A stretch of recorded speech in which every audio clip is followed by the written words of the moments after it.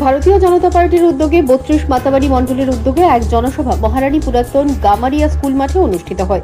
উপস্থিত ছিলেন মুখ্যমন্ত্রী ডক্টর মানিক সাহা, বিজেপি সাধারণ সম্পাদক বিপিন দেববর্মা, মাতাবাড়ি বিধায়ক অভিষেক দেবরায় প্রমুখ।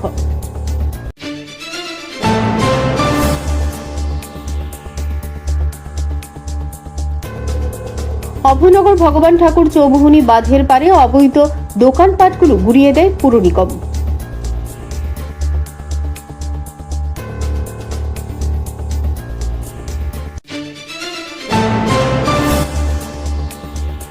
আইপিএফটির যুব নেতার রাবার বাগানে নাশকতার আগুন। ঘটনা চলিলাম বাসতলী ভিলেজের বয়রামুড়ার পিন্টু দেববর্মার বাগানে।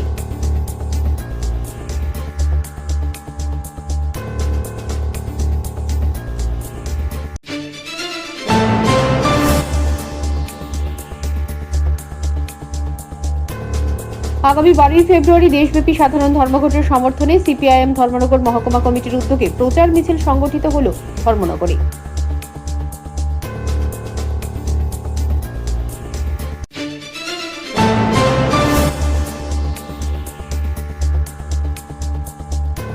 গাঁজা বিরোধী অভিযানের বিরুদ্ধে উত্তর কলমচোরা এলাকার বাজারের ব্যবসায়ী ও জনগণের বক্সনগর টু সোনামুড়া রাস্তা অবরোধ করে এলাকার জনসাধারণ।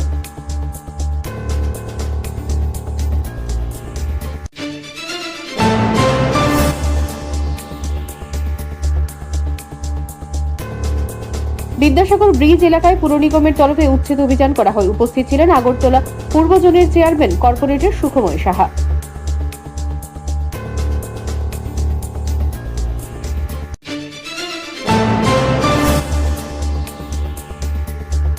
সারা ভারত যুব ফেডারেশনের ত্রিপুরা রাজ্য পরিষদের পক্ষ থেকে এক সাংবাদিক সম্মেলন আয়োজন করা হয়। উপস্থিত ছিলেন এআইওয়াইএফ জাতীয় সভাপতি রওশন সিনহা এবং এআইওয়াইএফ রাজ্য নেতৃবৃন্দ।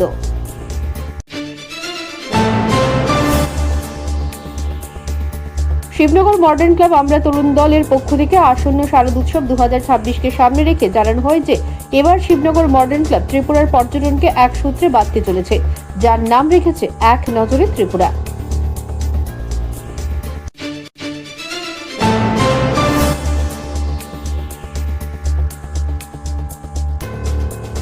ফেব্রুয়ারি দেশব্যাপী সাধারণ ধর্মঘটের সমর্থনে বামফ্রন্টের তরফে আগরতলা উড়িয়ার চৌমুহনীতে জনসমাবেশ অনুষ্ঠিত হয়। উপস্থিত ছিলেন প্রাক্তন মুখ্যমন্ত্রী মানিক সরকার সহ অন্যান্যরা।